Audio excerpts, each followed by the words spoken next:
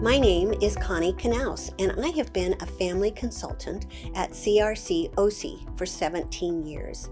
A personal experience that I've had with one of the caregivers that I've been able to walk with, assist, support, and I've had many, and I'm truly grateful for the experience. But this gentleman I've known for over 10 years. We didn't start with a family consultation. We started with a phone assessment, and he called to get assistance, help. His wife was diagnosed with dementia, and he was struggling. He wanted to know how to move forward.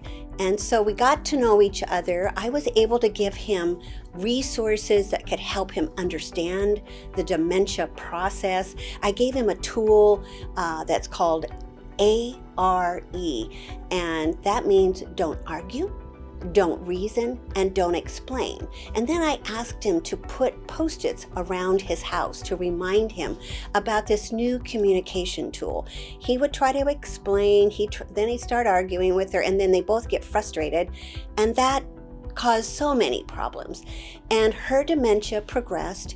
I gave him a resource to go to a legal workshop. He spoke to an attorney that helped him make sure he had his advanced healthcare done, his trust was done. Those things were in place.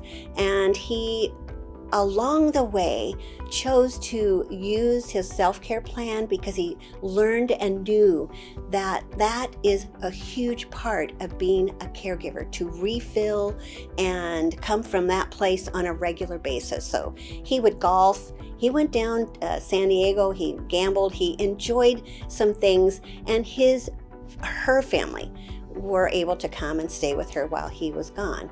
And so that was a different dynamic because it's a blended family, so that kind of tweaks things and makes it a little more complicated. But he eventually decided that it was just too much for him to care for his wife, so we helped him find an assisted living near his area where he was comfortable with.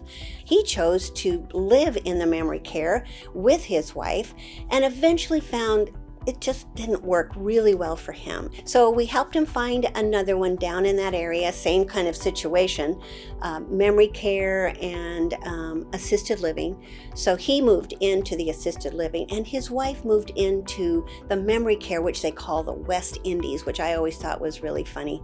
So he would go down and visit her almost every day, and there were times it just hurt his heart because she didn't remember.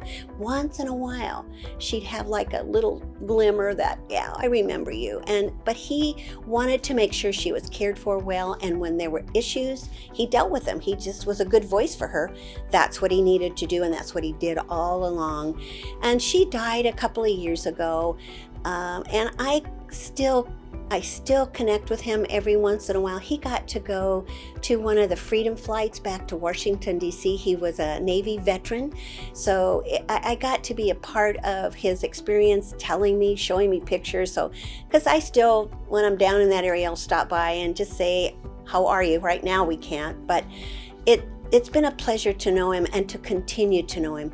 And I'm just grateful for this person in my life, and that I've been able to be of assistance and support.